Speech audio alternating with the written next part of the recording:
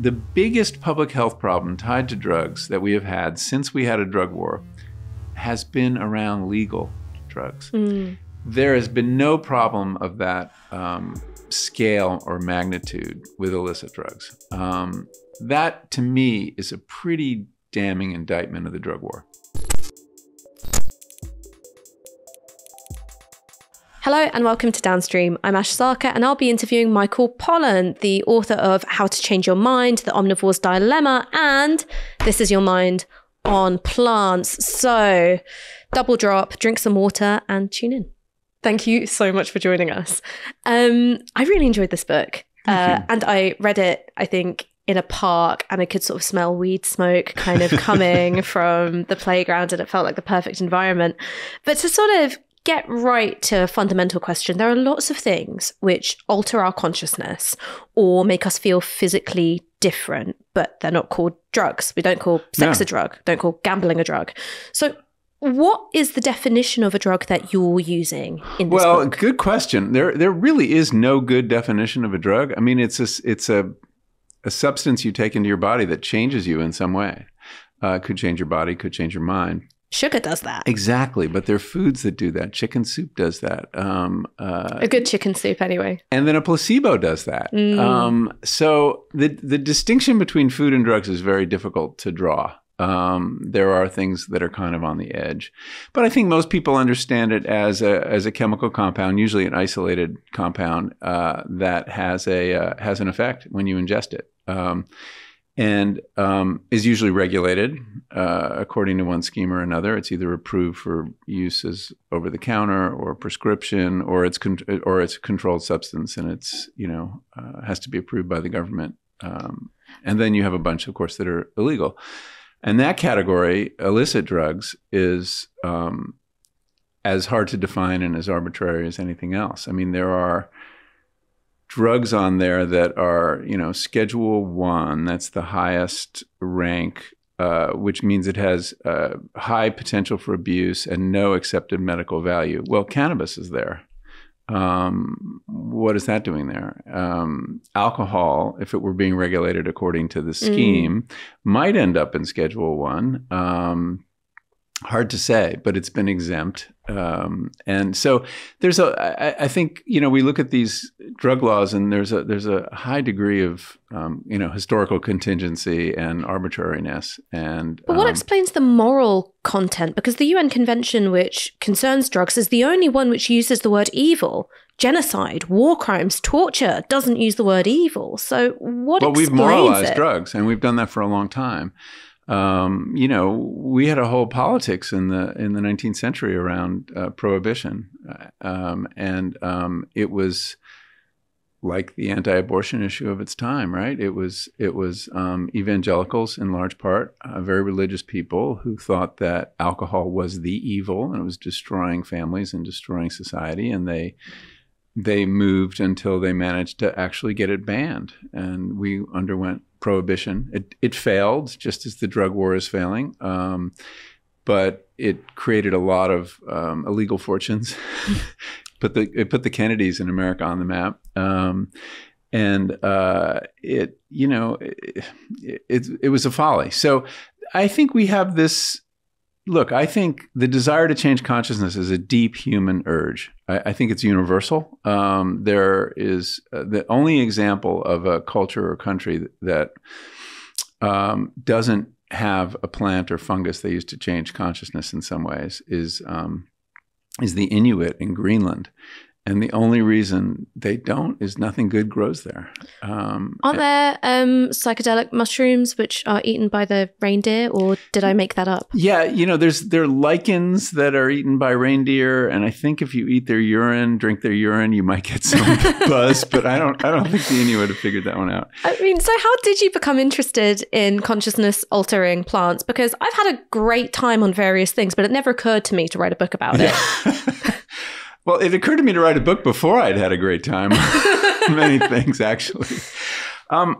If you trace back my interest as a writer, it's plants and gardens have been very central to it. My first book was a book called Second Nature, and it was really essays about what I was learning in my garden as I began to garden. I have a a small piece of property in New England. And I realized that the garden was a fascinating place to examine the human relationship with nature. We tend, especially in America, to go to the wilderness and the wild, and that's where the only true nature is. And we have this wonderful tradition of nature writing, John Muir and Henry David Thoreau, and it's all about the wild. And my hunch was that there were actually, at this point in our history, there's probably more to be learned in the garden than the wild. We've preserved the wild land we're going to preserve pretty much. It's 8% of the American continent. We have to figure out how to live in the part of the landscape where we cannot help but change it. It is a garden, either a shitty garden or a great garden, or something in the middle. You got to come and have a look at my patio. I think it's more on the shitty side.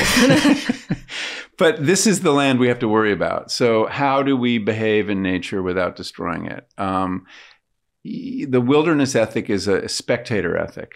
You watch, you appreciate, you have experiences of the sublime and awe, and it's all wonderful, and it produces great poetry and great philosophy. It's the kind of Coleridge, Wordsworth, I'm looking at a mountain, I'm feeling something. Exactly, and it's a wonderful tradition, but it's what to do with nature. It says leave it alone. And, wish we could do more of that, but we are where we are. And we have to start out from here. And where we are is we've changed, most of the landscape, and agriculture has done most of it. And figuring out ways to do it well as opposed to poorly is really the issue. So the garden as a metaphor and an actual place seemed to me interesting to explore and see if we could derive some environmental lessons from there. I got fascinated in the garden, as people are wont to do, with plants and our relationship to plants. And I have enormous respect for plants. And I've come to appreciate that they're not just doing what I want them to do, I'm doing what they want. You feel that you've been hacked in some way? I've been hacked. I've definitely been hacked. I think all of us have been hacked. I think when you mow your lawn, which I no longer do, but when you mow your lawn, you are fulfilling the needs of the grasses to make sure the trees don't come back, because they're enemies of the trees. They need the sunlight. And so by pleasing us with these wonderful, green beds, they get us to make sure their enemy trees never reappear, or not in large numbers. And so I had this insight in my garden. I was planting potatoes one day. And it was a May day in New England, and there was an apple tree in my garden, and all the bees were all over this apple tree. It was just vibrating with their attention. And I was watching it, and I was planting. And what I love about gardening is it really doesn't take up all your mental space. I mean, you can just let your mind drift, and you're not going to chop off a finger as you would if you were woodworking or something. So it occurred to me that I had more in common with those bees than I realized.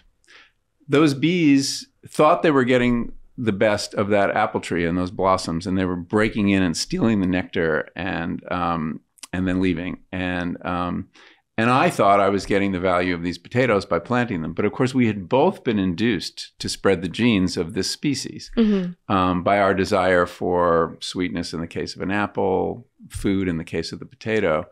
And in the same way, the bee has been hoodwinked and given something, but without even being aware is carrying pollen to the next tree, has been exploited, and in all sorts of ways. And the plant has evolved incredible tricks to get that bee to pay a visit and concentrate exclusively on that species and not another. So I have a lot of respect for the ingenuity of plants and the fact that they can manipulate us as much as we manipulate them. And that relationship has fascinated me. So at the heart of that relationship, I am getting around to the answer to your question. No, I'm just listening. It's wonderful having more than 10 minutes. The way the domesticated plants have thrived is by gratifying our desires. They're great students of our desires. We have some very obvious ones, like sweetness, we grow apples, or beauty, we grow tulips and other flowers. But there was a tulip craze. What? There was a tulip craze. Yes. I mean, the tulips nearly brought down the sort of European economy. And we will go crazy 17th, for 18th century. certain plants. Yes. And whether that was good news for the tulip or not is an interesting question. Because after it was over, everybody like turned on the tulip and they started smashing them in the streets and destroying them as evil. Another drug war.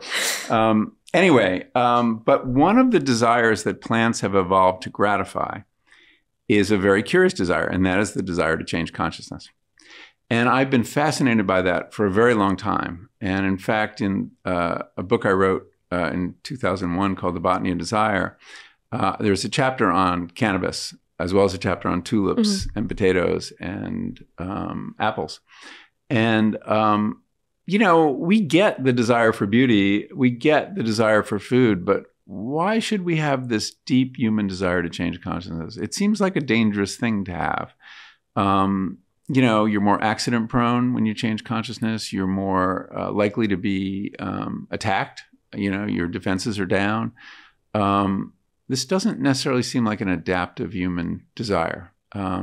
So I've been curious about that and looking into it. And that's the deep narrative behind my interest in drugs. I mean, it's so interesting to me that you frame that human desire to alter consciousness within the garden, because what it reminds me of is the way the garden is figured in Eastern and Islamic traditions. So in the West, the garden is a space of control, regimented nature. Here are the flower beds, here's the lawn, here's the tea, you're drinking it. Right. Whereas in the Eastern tradition, the garden is a space of sensuality and decadence. So the Islamic vision of heaven, Jannah, is a walled garden. And the idea is if you don't drink alcohol and you forbear from kind of, you know, fornication and stuff in your real life, you get all of it in Jannah. So you go in and suddenly there's grapes and there's booze and there's the houris and there's all of this kind of thing. Like, was that there for you, this Eastern garden? Or is that just me projecting? Bit. You know, when I was writing about tulips, actually, I learned a lot about the gardens where tulips were displayed in Turkey. And they had a very different vibe. I mean, they were, you know, I don't want to use the word decadent, but they were indulgent places in all sorts of ways. And it's true that, especially in America, we tend to moralize our gardens a lot. We will point out our compost pile before we'll point out our bourbon roses. You know? We just think that's so upright. There's something kind of Puritan about that. Well, it is. Everything about us is Puritan in one degree or another. And one sense, everything about Americans is Puritan. Then you go there and you're like, oh, you've got loads of guns and cannabis and no healthcare. I mean, wow. Yeah, we don't have to go there. So yeah, but gardens are about intoxication, though, at every different level. I mean, you know, you plant roses for their scent, and roses are very sexy flowers. I mean, there's sex all over the garden, you know, plant sex, you know. I mean, sometimes if you're lucky, other kinds as well. Other kinds too, yeah, that happens. But so I think that there is a sensuality about these gardens, even though, yes, people talk about control.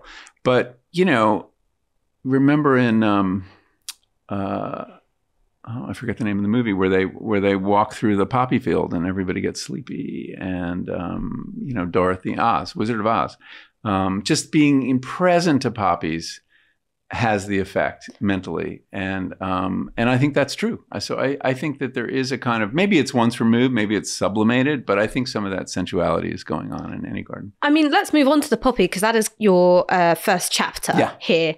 And you're discovering the poppy as kind of a gardener, and then suddenly you're interacting in this kind of weird cat and mouse game with the state. Government, yes. So could you tell us a bit about that? Well, I kind of stumbled into this disaster.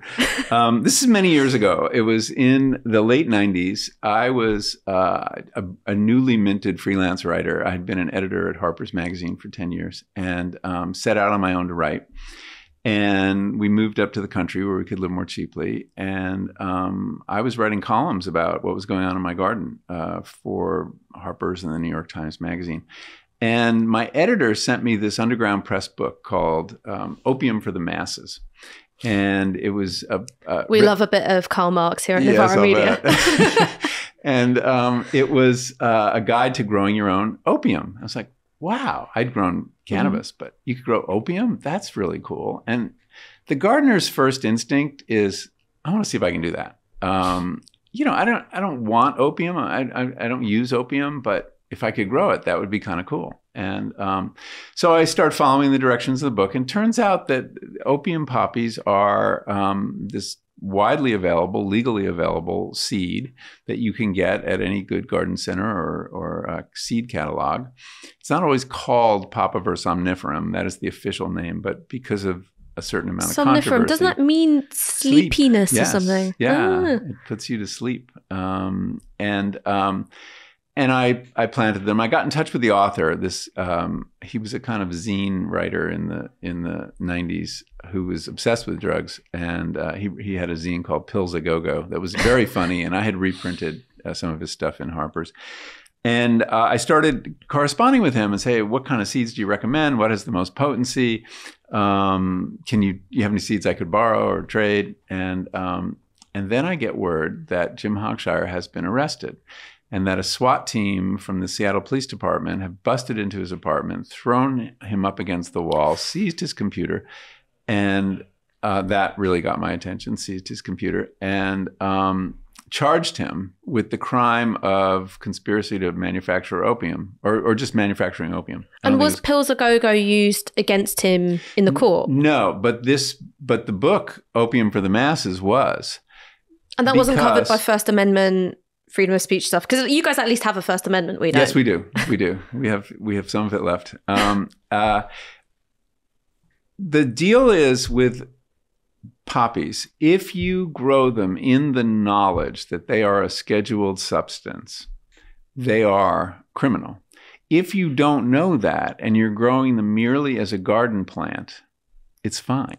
So mens rea, state of knowledge, is the key here. In his case, all they got him with was a box of dried poppies he had bought at a florist shop. You can find them in any florist shop, those beautiful bulbs with a little finial on top. Yeah, I think my stepdad has them. Oh, they're great. They're wonderful. I dry them and put them in my house. Maybe I shouldn't have said that.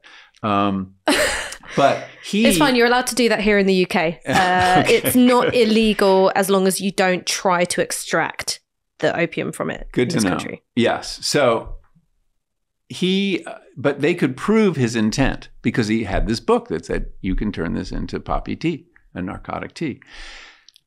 And I realized I was in the same boat. I had his book. I had planted them with intent to manufacture the controlled substance. And the police could link him to me because I had been exchanging emails with him. So it suddenly began this fear and loathing, this period of like incredible anxiety about what was going on in my garden. I was following his case, and he was charged and spent several nights in jail. And I started reading up on the drug war, which I hadn't paid nearly enough attention to. This was the late 90s. This is the peak of the drug war. I mean, we see, yes, it's a creation of Richard Nixon, but it reached its peak under Bill Clinton with his crime bill.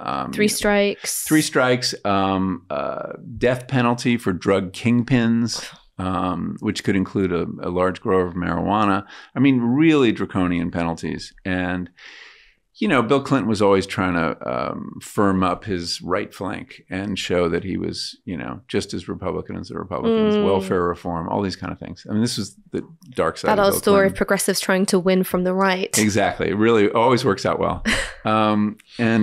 So I started learning what risk I was at. And not only was I at risk for arrest for manufacturing a controlled substance, but under the drug laws in America, we have asset forfeiture provisions, which are federal laws that say if any private property is involved in the commission of a drug crime,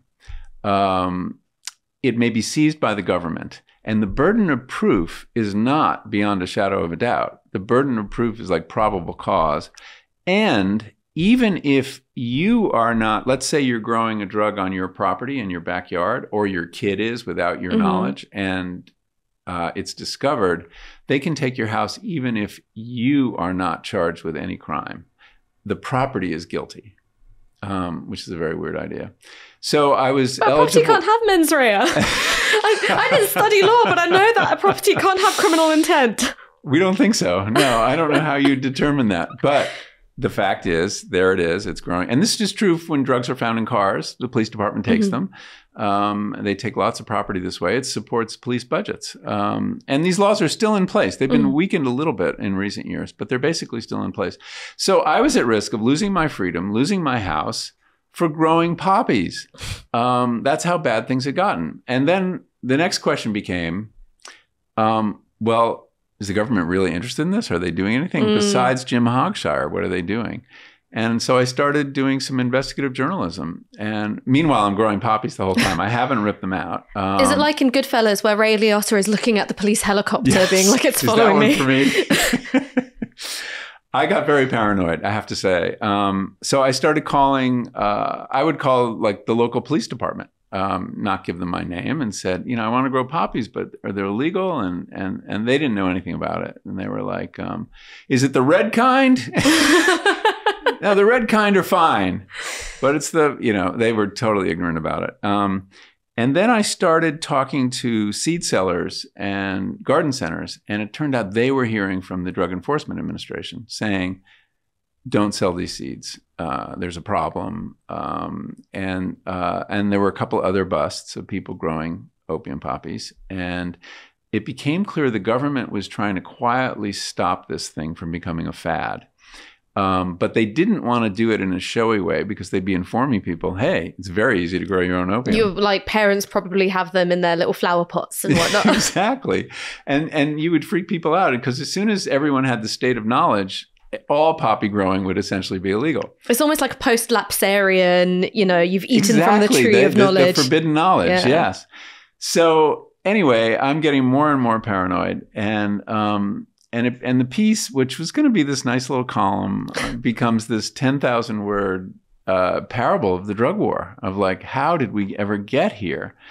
And that such an innocent activity could be such a crime. I mean, could I ask you a question about that? Because one of the things that maybe came across to me, and I don't mean that this was done cynically or whatever, but in order to navigate how racialized and class-based the drug war is. I mean, look, if I walk around with Class A drugs in my neighborhood of Tottenham, it's highly unlikely that I'm going to be stopped and searched. I mean, probably more likely than like a white person of my class and my gender, but still probably, overall not that likely. Was there an aspect of you like leaning into the character of the innocuous gardener? Yeah. Because it gives you the permission in terms of race, class, and occupation to be interested in altering your consciousness in a way that, a young black guy being like, I just want to get fucked up, doesn't have that leeway. Without question, as a white man, and I was a lot younger then, obviously, but as a white man of a certain age, I was not the obvious target of the drug war. It's not to say, there aren't white people in jail for dealing drugs, but it tends to be at a very high level and large amounts. High level where they tend to be poor, like. Yeah, or they're making meth or something like that, and they're poor, and it's the only way they can make a living. Without question, the drug war has been, we know this. President Nixon apparently revealed it to his aide, John Ehrlichman. I tell the story in the book. The drug war was sold to us. So Nixon launches the drug war in 1970 with the Controlled Substances Act, and then starts driving all these UN treaties, by the way. We sort of forced the rest of the world to follow our lead on the way we police drugs. Rewrote Colombia's constitution. Yes, and did enormous damage to that country and several other countries in South America. Why did he do it? Well, he claimed that there was, this public health problem. Lots of drugs being used, and we had to get in trouble. This was public enemy number one, he said. It came out later that his aide, John Ehrlichman, who was his domestic policy advisor, but one of the top three people in the administration, gave an interview to Dan Baum, a journalist who'd written a very good book on the drug war, and he said. Our big enemies, the Nixon administration, were the blacks and the hippies. And we knew if we criminalized LSD and cannabis, we could go after them. It would give us a tool. We could disrupt their communities, and we could depict them as drug fiends. That's what the drug war was about. So it was a political act. It was not a public health campaign. And they were, he could not have been more clear about it.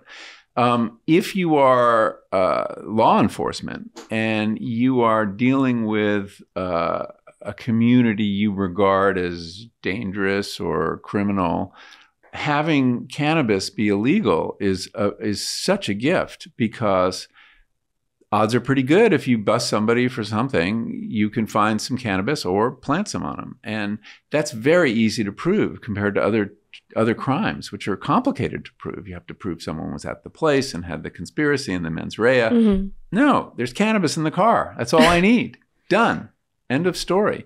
So it gave an enormous amount of power to the police. And they won't give that up easily at this point. And then with LSD, you could criminalize the anti-war movement. Nixon really believed that it was use of psychedelics that was inspiring American boys to refuse to fight.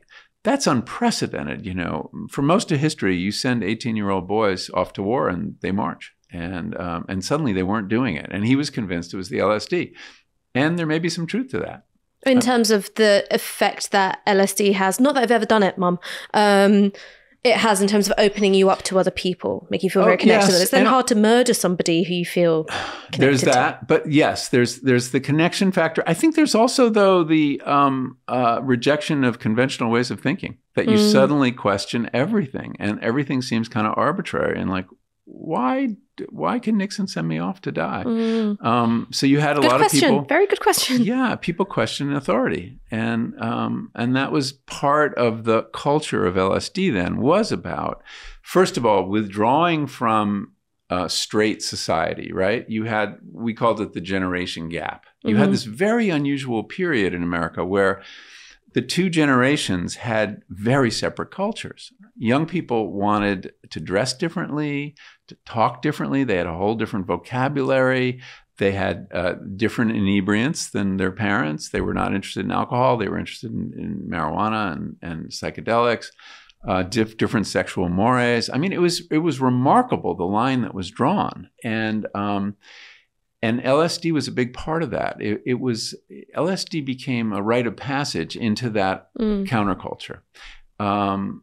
Most rites of passage knit culture together, right? You have adults supervising a ritual that brings adolescents into the adult community. And you talk about that with regards to peyote, right? It's something which is traditionally supervised in Native American cultures by watchful elders to kind of initiate young people into... And that's the way it normally works. But here we had this very unusual situation where the young had devised their own rite of passage, and it didn't bring them into adult society, quite the opposite. It brought them into this separate society. So it was regarded as threatening to a lot of people. And that's one of the reasons we had a backlash and 30 years of research stopped. But I guess the question I'm asking you is, in that war on drugs context that we're still in, do you have to create the character of the curious gardener in order to sort of stave off notions of the criminal, the deviant, the seditionist? In order to with be my audience, it definitely makes it. I'm the most benign hero in the story, if you can say hero, or I mean, without question. And it would read very differently if I were writing this as a person of color. First of all, the risk would be greater, although the risk was real. The risk was pretty terrifying. Because you're not doing it in private, right? You're publishing something. I'm confessing, So just to finish the story, so I write this article. It's this parable of the drug war. It's like, I think it's a very strong piece of satire about the drug war. And when I hand it in, Harper's willing to run it and give me all this space, like 14,000 words or something. And I said, well, we should get it lawyered, don't you think? And they said, yes. So they send it to a criminal defense lawyer from Bridgeport, Connecticut. That's the jurisdiction I'm in. And this is a guy who represents mafia guys and drug dealers. And, he's like, I'm used to RICO cases. Yes, exactly. And he drives up to our house in rural Connecticut, and my 4-year-old is napping upstairs. And he sits my wife and I down in the living room. And he said, well, you can't publish this. What? This is a confession to a Schedule I violation. Here's what could happen. And he lays down $25,000 fine, 20 years in prison, maximum sentence, take your house. They can destroy you. And they may want to make an example before this poppy craze gets out of hand. I was like shocked. And I was like, I'm a freelance writer. This was going to be my payday for the year, this piece. And I'm basically being told I can't publish it. Word gets back to the publisher of Harper's, a man named Rick MacArthur, who, to his credit, is a great champion of the First Amendment and willing to put his money where his mouth is. And when he hears that this lawyer has said you can't publish this article, he says, "We need a new lawyer," which is what people do when they don't like legal advice. So instead of hiring a criminal defense lawyer, he hires a very prominent First Amendment lawyer in New York, a guy who represents The Nation magazine and all these other magazines. And Victor Kovner is his name. And Victor reads the article and says, "You must publish this article for the good of the Republic." And you're like, yes, but what about like the good of my house? Exactly. And I was like, okay, now what do I do? And it's not just my decision because it involves my wife and my son. So finally, I persuade, two things happen. One is I asked Victor, I said, if I wanted to reduce the chances that they come after me, is there anything I could do? Are there parts of the article that are particularly antagonistic to the government? He said, yes, there are two parts. One is the recipe where you describe how to make poppy tea, which is very easy. I can tell you later. And the other is the trip report where you consume it and you say how it makes you feel. And if you cut those two parts out, I think that would diminish your risk considerably. So I decided to do that. I never felt good about it. I felt like I was censoring myself, but better than censoring the whole article. And the second thing that happened was I asked Rick to indemnify me, which he did. He wrote the most astonishing contract any writer's ever gotten. I mean, if I was arrested, not only would he pay to defend me, he'd give my wife a salary the whole time I was out of work and in jail. And if they took my house, he would replace it. I know. My God, man, the media industry's really changed. Yeah. Yeah, I don't know who would do that. Rupert Murdoch wouldn't do that for any of his writers. Don't think so. So I went ahead and published. And anticlimactic, nothing happened. So, I mean, let's get to the trip report bit. Yeah. Opium tea is not something that I've had. And Mom, I lied, I have actually taken LSD. I've never had opium tea.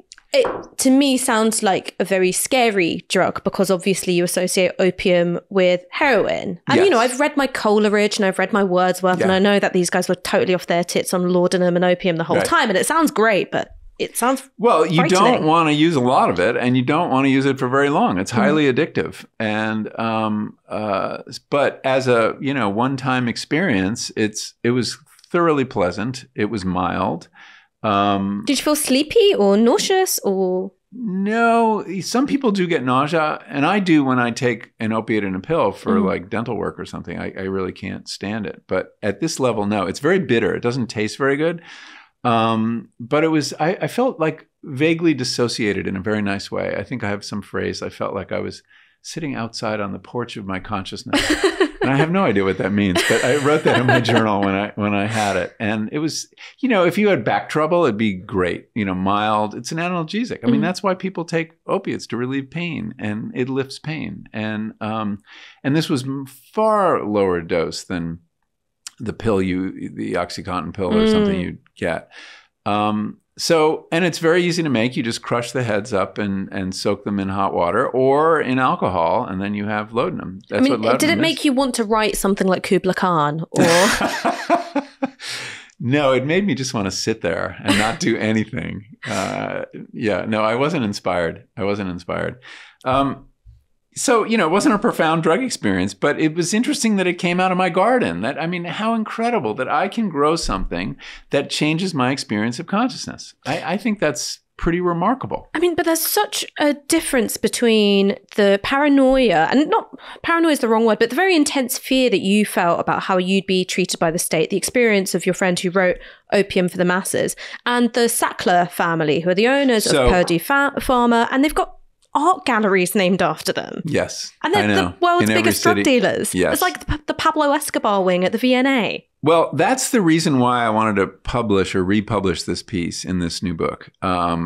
because the story I wanted to tell was something I didn't know at the time, which is the very year I am having this back and forth with the government and dealing with this fear and loathing and all these lawyers about this supposed new threat of people making poppy tea.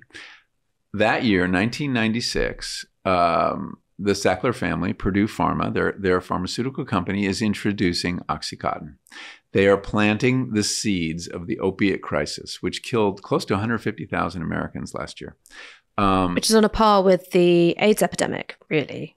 Yeah, worse? I mean, it's 3 times as many people die in auto accidents. I mean, it's a huge public health problem. And it's gotten worse during the pandemic for various reasons. And they sold this drug as a safer, less addictive opiate. And they bribed doctors and they, aggressively marketed it and convinced doctors that they were under-treating pain. And doctors began giving out opiates for things they had never given it out before. It used to be around surgery, medical procedures, or when people are dying. But now it was given out for back pain or workplace injuries, or they just kind of expanded the indications that you could get opiates for. And people would start with prescription opiates. They would develop a habit. When their doctor realized that, the doctor would cut them off and they would go to the street. And that's when they would end up with drugs contaminated with fentanyl and things like that, which is lethal. What's the relationship between the opioid crisis, the prescribing of OxyContin, and deindustrialization? Because one of the things that I've read is that you have this disproportionate impact of the opioid crisis in the Rust Belt. Yeah, you do. I mean, it's people who, these are the jobs that have gone to Mexico. These are people who have too much time on their hands and not enough money. And also there are people who've worked who were on disability. In other words, people who did suffer workplace injuries. Those are blue collar workers who get hurt at work. I mean, we have a huge population of people on permanent disability. And that population was given a lot of opiates, and many of them got addicted. So it affects people. There's definitely a class vector on which it arranges itself. But, what it said to me is that the biggest public health problem tied to drugs that we have had since we had a drug war has been around legal drugs. There has been no problem of that scale or magnitude with illicit drugs. That, to me, is a pretty damning indictment of the drug war, that they missed the real issue, that the FDA approved OxyContin, and that it was allowed to flourish. At the same time, lots of people of color were being incarcerated. So it's, so that's why the piece now with this new wrapping around it, where I talk about the Sacklers and what was going on totally outside of my ken. I mean, it was a real lesson for journalists too, that you think this is the story. But actually, the story. It's that story, and you completely miss it. This is why we need history and not just journalism.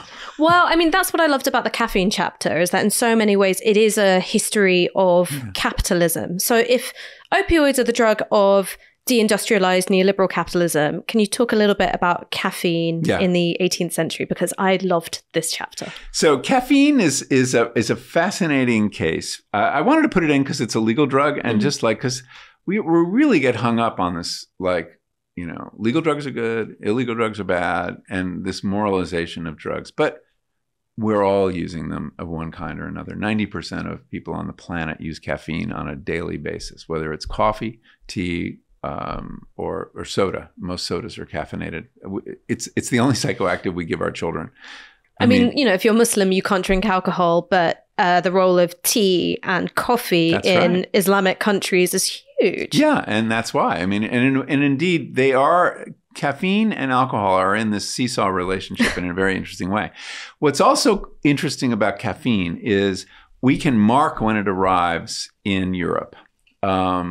I mean, it starts in Eastern Africa and Ethiopia, and the Arabian Peninsula has it earlier, but it shows up in London in the 1640s, both coffee, tea, and chocolate. great decade. And imagine if before that all you'd had was cabbage, not even a potato at that point, and then suddenly along comes coffee, tea, and chocolate, and you were like, Jesus Christ! You had alcohol, and and indeed, beer.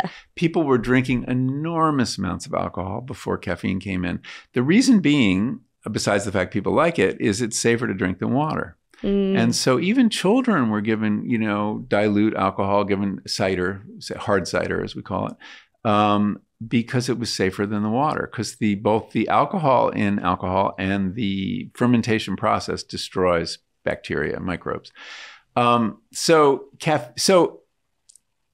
Everybody's tipsy in England. You cannot operate heavy machinery in the state people were in. You cannot do double entry bookkeeping. You cannot have an industrial revolution in the state people were in. And so caffeine comes in, and people start writing. I quote these accounts of, a new, more sober Englishman has arisen. And, obviously alcohol didn't go away. It's still very present. Yeah, just go to any football away day. It's alive and well. During the workday, it became caffeine. And caffeine takes off. You have this wonderful coffee culture that springs up. Coffee was big here before tea. Tea comes late. Tea was actually expensive and came later, only after the whole imperialist, relationship with China was established. But coffee came first. There were hundreds of coffee houses that sprang up in the course of a couple of years. It was like, I don't know, Starbucks, something to Leon's or whatever, whatever's on every corner in England. And they were wonderful places. They were more democratic than pubs, which had a class structure. Of course, there was, you couldn't sit anywhere. It depended on your class. But anyone could sit anywhere. And when I say anyone, I mean any man could sit anywhere in a coffee house. And each coffee house became like a special interest magazine.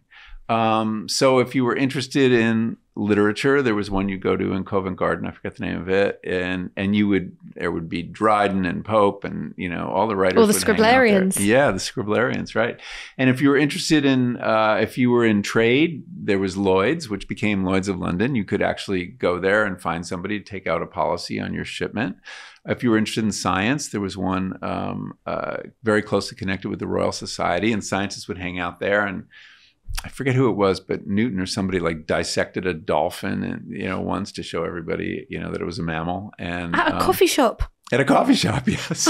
Must have been pretty nasty. Just imagining that with your flat white, and you're like, there's a yes, a splayed dolphin. So whatever your interest, you could find your coffee shop. And then people would also go from one to another bringing news. It was really like the internet of its time. And coffee became a big fad. People were drinking coffee. They tended to do it not at home, but in public. It wasn't like a pub where people would just get, shit-faced.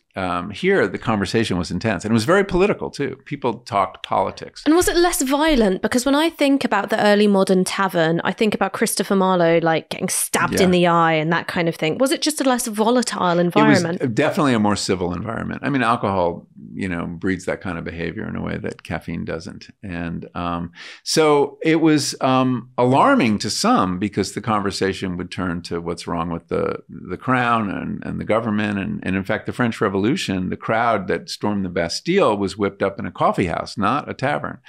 And so caffeine had a huge effect on European history. And what's great about it is it's the only drug where we see the before and the after.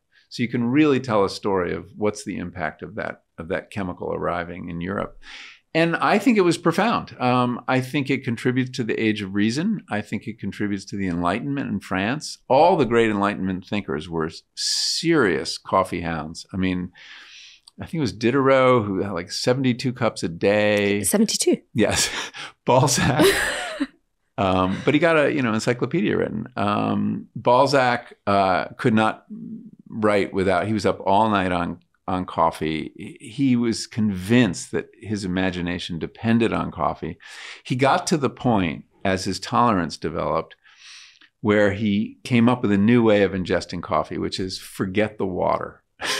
He would basically ingest. He thought this was the purest form. Racking up lines of coffee grounds. Exactly. He didn't snort it. He swallowed it. And can you imagine That's the state of his worse. stomach? Oy. I mean, And but he was convinced that was the way to deliver the biggest jolt of caffeine to his brain.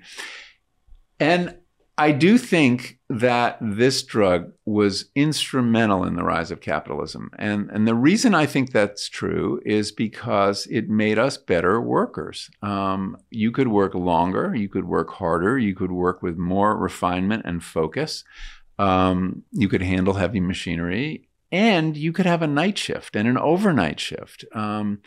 You know, even if you had gaslight, getting people to stay up that long was really hard. And suddenly you had a drug that would help people stay up through the night. And so you could run your big machines 24 hours. So that was huge. I mean, so in terms of extracting value from the English worker, caffeine was a fantastic tool. In the Industrial Revolution, in the factories, it wasn't coffee, it was tea. And it was tea with huge amounts of sugar. There's the famous Stuart Hall quote where he says, "I am the sugar at the bottom of the English cup of tea. Other people are the tea themselves." What do we know about the English? They can't get through the day without their cup of tea. But I love that external history of the colonies is right here. Yes. Our notion of Englishness. The whole imperialism. You needed the sugar because the tea was pretty bad tea. It was very bitter, and at least initially. And the sugar also kept people going. It is itself a stimulant, but it also was a very important source of calories in the English working class diet. I forget what the percentage is, but it was a very high percentage of calories. It was just pure sugar with no nutrition and obviously all sorts of other problems that it gave people. And so the proof, I think, the best proof that caffeine offered more to capital than to labor is the fact that the coffee break became an institution in America. Yeah, can you tell us about the invention of the coffee break? Because I can't imagine a working day without it, but it's a relatively new invention. It is. It was not codified till the 1950s, but there's a story I tell in the book. It's a wonderful history of a company in Colorado that made men's neckties. And during the war, during World War II, the young men who were operating the looms, and it was very complicated work, very hard work, many, many colors, complicated patterns, they got drafted and they went off to war. And so they brought in these older men to do it. And the quality control went down, and they couldn't do an 8-hour shift. And then they tried women. They brought in women to do it. And the women could do a beautiful job, but they couldn't do more than like 4 or 5 hours. And then the quality control would go down. So he convenes a meeting. It's called Wigwam Weavers is the company. He convenes a meeting and he says, what could we do? You know, we need 8-hour shifts. And they said, well, if you gave us 2 breaks and gave us coffee at like 10 in the morning and 4 in the afternoon, we could do it. And so he does an experiment. And suddenly their work is just as good as the men who are off at war. And productivity goes way up. So he institutionalized. In fact, he makes it mandatory, a coffee break, time off, and the free drug. He provides and do they get paid the during their coffee break? And they're getting paid during these 20 minutes. He later tried to take back that 20 minutes, but that didn't work.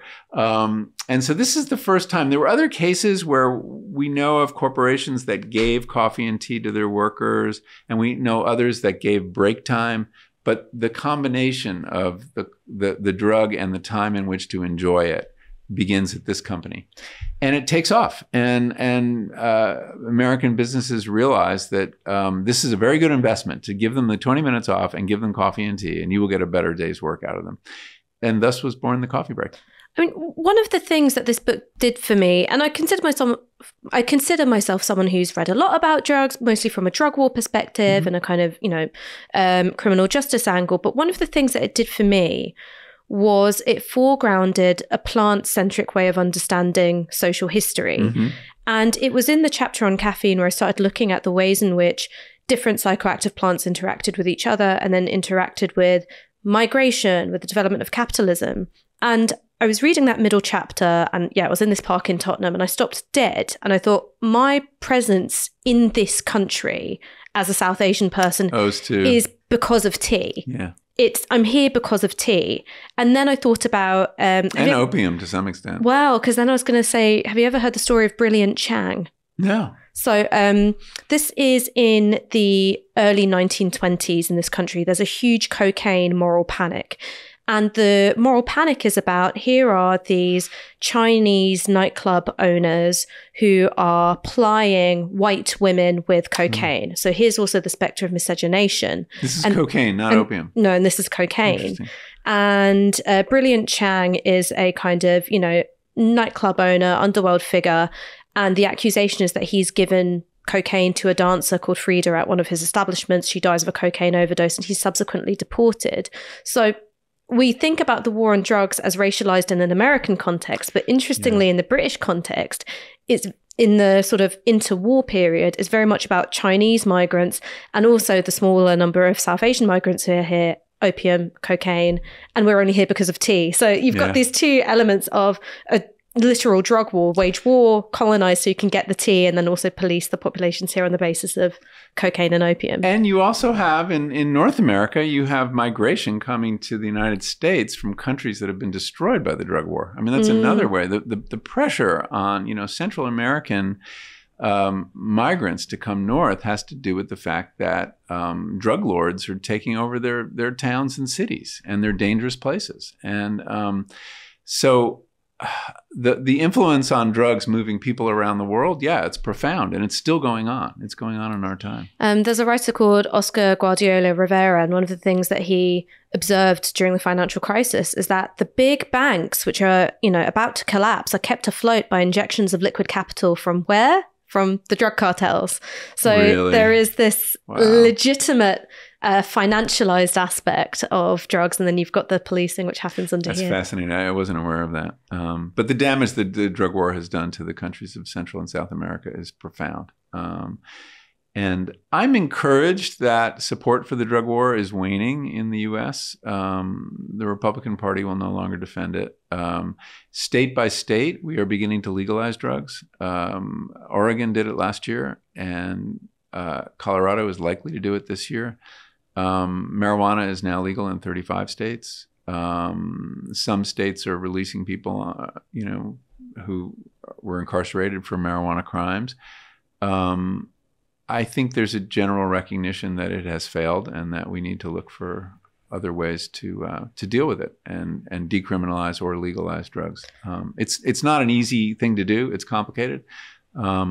But the political wind is shifting, I think. And the challenge for the next 10 years is going to be, how do we do it well? How do we decriminalize it well? Because there are dangers. I mean, the Greeks were right. Drugs aren't simple. They had a word for them, pharmakon, which meant both poison and blessing. And they are both. And opiates are a great example. I mean, that's what the moly is, isn't it? The plant in Greek myth, which comes from the spilled blood of gods and titans. Oh, I don't know. And it has the power to transform. So moly is a kind of pharmaca. Interesting. And pharmaca has a third meaning too, which is scapegoat. And we blamed a lot of things on drugs too. They're very useful in many ways for many different kinds of people and different kinds of interests. But I think that I feel like, and also this renaissance of work on psychedelics and the discovery that these supposedly dangerous and evil substances actually might heal and might help with the mental health crisis. That's completely changing the image of psychedelics and leading to one state after another decriminalizing them. So things are changing. Things are definitely changing. Of the drugs that you discussed, there's one which you don't actually take, and that's peyote. Can you tell me a little bit about why? Yeah. So peyote is a cactus that grows in a narrow band along the Rio Grande River, half in Mexico, more in Mexico, and then half in Texas. It looks like a little pincushion. Yes. It's a very cute little pincushion cactus. Grows very slowly and is not easy to grow, much harder than poppies. It's really important to Native Americans. There is something called the Native American Church, which uses peyote in their rituals. It is a vitally important institution for American Indians in that it is really has allowed them to keep their cultures intact at a time when they were being decimated. And The Native American church is, it's also very important to healing, rites of passage within the Indian community. And they object very much to calling it a drug. It's medicine. It's medicine. They would never use the word drug. It's also an ancestor, it's referred to. It's sort of a living It is. It's an being. animate thing. And so they gather it in Texas, and it's endangered. There's not enough of it. The Native American church is quite big. It's 250,000 people at least. And there's a shortage. And it's precious to them. They don't believe in cultivated peyote having the same effect. It has to be a gift from God. And so I was very curious to try peyote, but I kind of realized at a certain point that as a white person, I shouldn't. That if I want mescaline, there are two other ways to get it. There's another cactus that produces it from South America that's very easy to grow. And I do grow legally in my garden. And there's synthetic mescaline, which you can get with some difficulty. But, you know, we've taken enough from Native Americans and this is something vitally important to them. And I think, you know, the way to show respect for that practice and that plant is to leave it alone. But I suppose even if you solve the scarcity problem, so say you've got a supply of cultivated peyote for, you know, white people, Westerners, non-Indigenous peoples. Yeah, or I chose to grow it myself. You know, is there still a case to go, actually, there's a cultural boundary here, which I shouldn't tread on? Yeah, I mean, you could make a cultural appropriation argument. You know, look, but we've traded drugs all over the world. I mean, our use of caffeine is cultural appropriation. So where do you draw the line? I think participating in a faux Native American ceremony with the drums and the headdress and the teepee, that's cultural appropriation. I think it's offensive. It's bad cringe. taste. It's cringeworthy. That said, though, one of the reasons I wanted to write about the Native American church, and I interviewed a lot of Indians about the ritual and what they got out of it, and some of them were very secretive about it. Others were very open. I mean, it's important to understand that Native American tribes are not monolithic. You know, before the white man got there, they were fighting with each other, and many of them hate each other. So I mean, look, lots of colonized people are still fighting each other after the white man got there. It's true. It hasn't stopped. Yeah, and it's true. It hasn't stopped in the Native American community. But I do think at another level, there are very important lessons we can learn.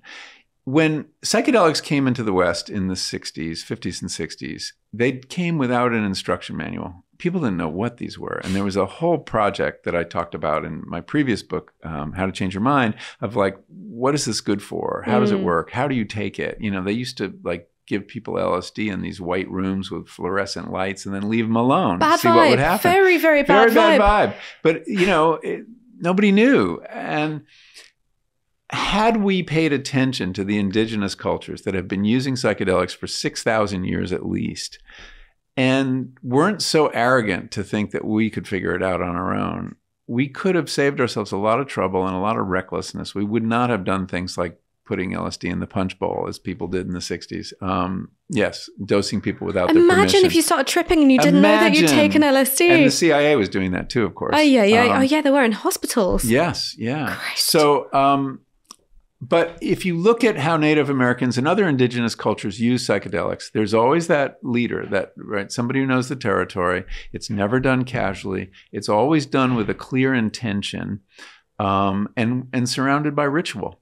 And drugs that are surrounded by ritual are not the drugs people get in trouble with. So at that level, I don't know if you call that cultural appreciation. Those are kind of principles of indigenous drug use from all over the world. And had we heeded those, I think we would not have had this backlash. We would have discovered the healing power of psychedelics a lot sooner than we did. I mean, I've got one final question for you. We're having this conversation, which is fundamentally about bodily autonomy, ways for us to exercise our rights over ourselves and experience a change of consciousness. And we're having this conversation the same week that the Supreme Court has overturned Roe v. Wade.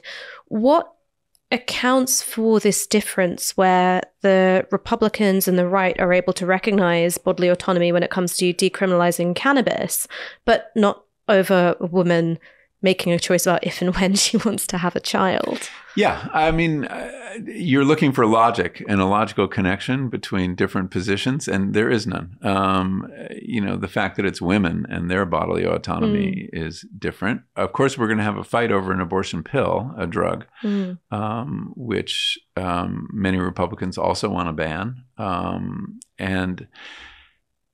The answer in a word is hypocrisy. Complete, utter hypocrisy. Oh, that's a really light note for us to end on. I didn't structure it very well, but Michael, thank you so much for joining us today on Downstream. Ash, my pleasure. Thank you.